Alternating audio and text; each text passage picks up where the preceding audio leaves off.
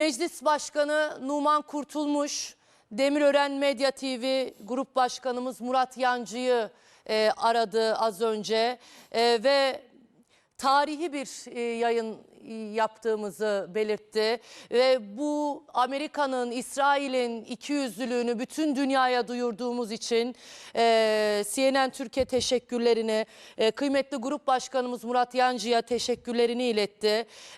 Numan Kurtulmuş o telefon görüşmesinin ardından da hemen bir tweet attı. Tweet'i de göstereyim.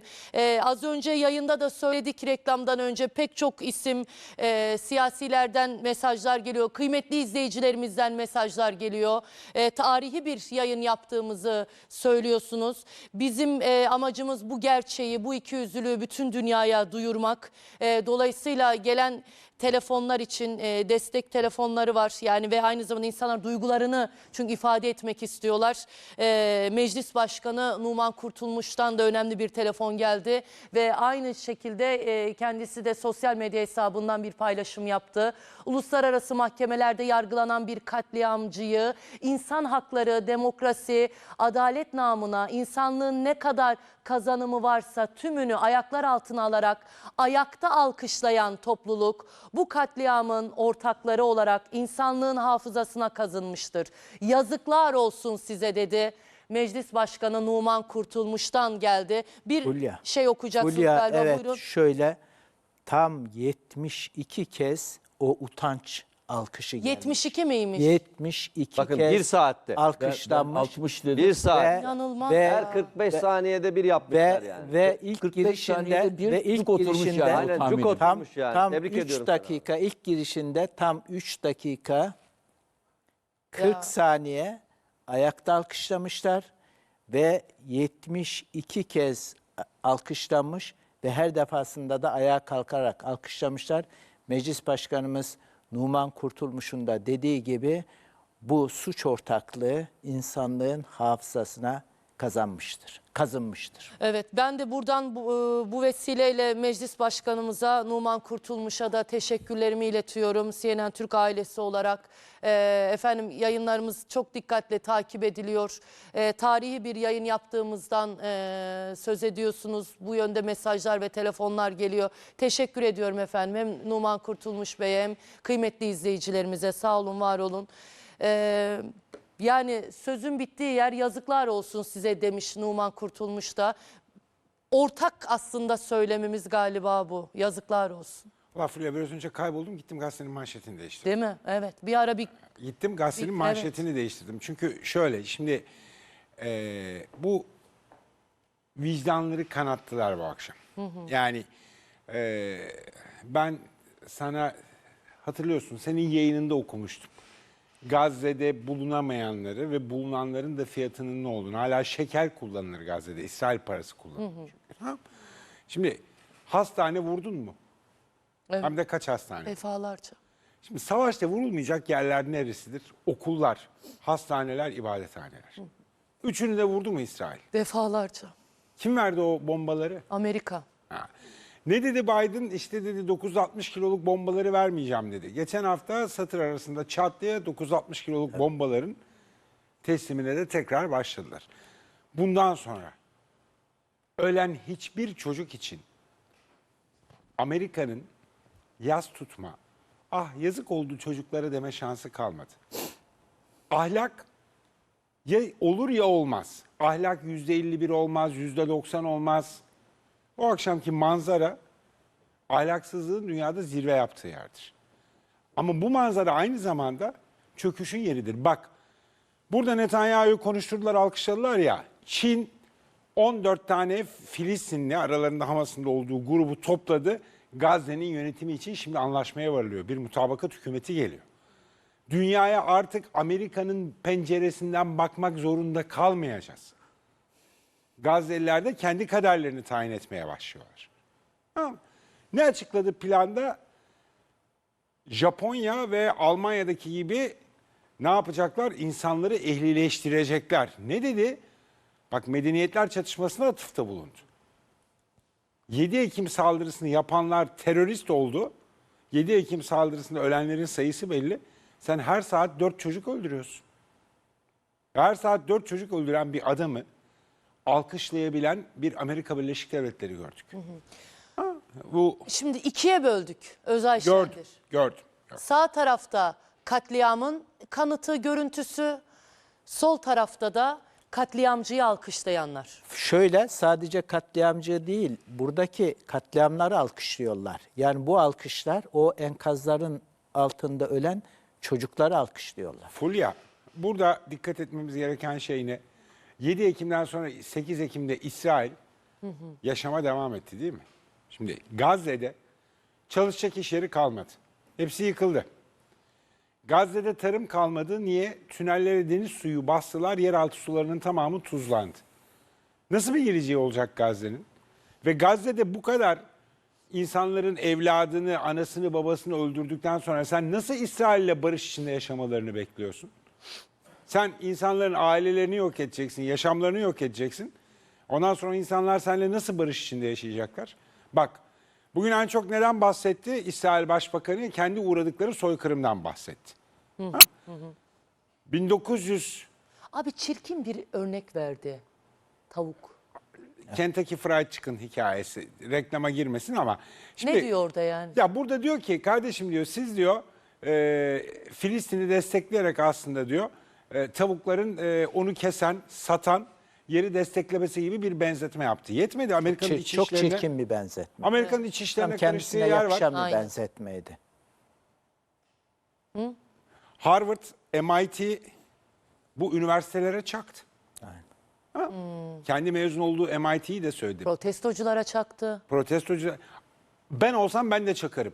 Ya Amerika kampüslerdeki protestoları bitirmek için kendi dinini reddetti ya. Yani Hristiyanlığı reddeder hale geldi. Şimdi bir, altını kalın kalın çizelim. Netanyahu bitik bir adamdı. Amerika Birleşik Devletleri sayesinde hele bir de Trump seçilirse devam edecek. Bak dikkat et, İran'a, Lübnan'a, Yemen'e laf etti. Suudi Arabistan'a, Ürdün'e selam çaktı. Tamam mı? Ne dedi? İsrail'le dost olmak isteyen ülkeler diye bir açık kapı da bıraktı. O mesajın alıcısı bir yerde Türkiye. İbrahim İttifakı önerdi. Arap İbrahim ortaklarımız İttifakı, dedi. şimdi hayır. Arap ortaklarımız dediği İbrahim Anlaşması'nın tarafı olan ülkeler. Yani Suudi Arabistan, Birleşik Arap Emirlikleri, Ürdün vesaire öyle bir grup var. Bunu aldık bir kenara. Sonra düşman ilan ettiği ülkeler var. İran, Lübnan, Yemen saydı. Bir de İsrail'le dost olmak isteyen ülkeler dedi. Orada bir açık kapı bıraktı. Şimdi şunu çok net görmek lazım. Söylediğim gibi bu türbün konuşması özü itibariyle çalışılmış bir konuşma. Yanında götürdükleri de. Bak İsrail şöyle gider. Mesela bundan önce Trump zamanında İsrail Cumhurbaşkanı Beyaz Saray'a gitti. Yanında sekreteri var. 6 çocuğu olduğunu söyleyince onun önünde diz çöktü. Ya Biden'dı ya Trump'tı, öyle bir şeydir. Yani İsrail Amerika'ya hep çok hazırlıklı gider. Ama bugün şovun zirvesini yaptılar. Bak oradaki o Müslüman İsrail askerinin yüzünü gördün mü? Müslüman İsrail askerinin yüzünü gördün mü? Ne kadar utanıyordu insanlarla göz teması. Ama utanması lazım. Evet. Şimdi buradaki temel mesele şu. Hadi o Müslüman İsrail askerinden bahsediyoruz da katliamlar sürerken Suudi Arabistan'da Cadılar Bayramı kutlandı mı? Kutlandı. İbrahim Anlaşması'ndan bahsediyor. İsrail'le ticaretini bitiren başka ülke var mı? Türkiye'den başka. Türkiye'den başka. Konuşalım. Değil mi? Doğru, Var mı başka ülke? doğru söylüyorsun. Dünyada en az şehir savaşlarında, operasyonlarda biz insan öldürdük dedi.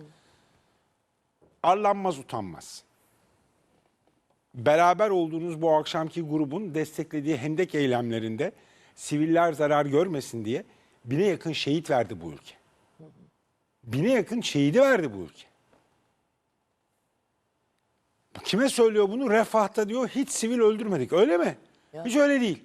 Ya. Sadece bir rehine kurtarma operasyonunda havadan ateş açarak kaç kişiyi öldürdüklerini de biliyoruz. Kendi rehinelerini vurdular. O 3 kişi kurtulmuş Kendi rehine o askerlerini Gazze'nin vurdular. kuzeyindeydi. Şimdi hikayenin özeti şu. Bize bir yalan paketi, başrolde bir yalancı, bir de onun yancıları var. Ama kim onlar? O Amerikalı alkış delileri. Yorulmuşlardır. Ama şunu da hesap ediyorlardır. Bak Netanyahu'yu kaç kere alkışladım, hadi bana bağış yapın. Ya. Amerika Birleşik Devletleri pragmatizm dediğimiz vesaire açık sözlülük dediğimiz terbiyesizliktir. Pragmatizmleri de ilkesizlikleridir. Bu alkışlayanlar, şimdi bu görüntüler dünyanın her yerindeki sosyal medyalarda var değil mi? Evet, var Kaçamazsın, önünde. Görmüyorlar mı? Bir şey söyleyeyim. Bakmakla görmek arasındaki fark gibi. Sadece bakarlar. Sonra da derler ki Hamas 7 Ekim'i yapmayıydı, bunların hiçbiri olmayacaktı. Şimdi bu kadar güçlüsün madem, attı tuttu, biz o kadar güçlüyüz. Niye peki 7 Ekim'in hazırlığını sen önceden haber alamadın? Hadi bakalım o komisyon raporunu açıklasın. İsrail Meclisi bekliyoruz o raporu. Sen Kadın- bu kadar güçlüydün de niye engelleyemedin? Evet, o kadar güçlü, Amerika için, demokrasi için savaşıyor vesaire falan filan. Peki önceden gelen istihbarata rağmen niye görmezden geldin sen 7 Ekim'i? Bir de bu olay sadece 7 Ekim'de başlayan bir olay değil ki. İşin daha tarafını söyleyeyim. Sana ne diyorum? Ben 2008'de Gazze'deydim operasyon sırasında. Bu kaçıncı operasyon? Bu kaçıncı yok ediş? İsrail'de insanlar öldüğünün üzerine kurduğu bir hikaye, ölen her insanın 10 katı insan öldürdün. Yani 10 Filistinlinin canı bir İsrail'in canı etmiyor mu? Kim karar veriyor buna? Kimin canının daha değerli olduğuna, kimin kimi öldürme yetkisi olduğuna kim karar veriyor? İsrail mi karar verecek dünyada bir İsrailli işte kaç Filistinli eder, kaç Suudi eder? Bu mudur dünyanın geldiği yer? Söylediğim gibi ahlak yüzdelerle olmaz. Hakkındaki yolsuzluk dosyalarına bak. Ya şimdi süt ürünleri sağlığa zararlıdır diyeceksin de, ya da ben demiş olayım senin yerine. Pro'ya bile tamah etmiş bir adam. Bak, çok büyük yolsuzluk iddiaları var. Yediot Ahronot'un rakibini engellemek için çıkarttığı yasa var. Valla internet sitesinin onun lehinde yazması için Valla grubuna verdiği paralar var falan filan. Çok büyük suçlamalar var.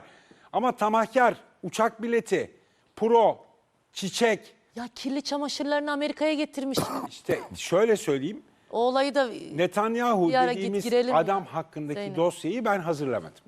İsrailli savcılar hazırladı. Bunun üzerinde etiketiyle dolaşan bir adam olduğunu, satılık bir adam olduğunu İsrail savcıları yazdı. Bu kadar net. Ama Netanyahu'nun ne kadar pis olduğunu söylemek buradaki insanlık ayıbını örtmeye yetmiyor.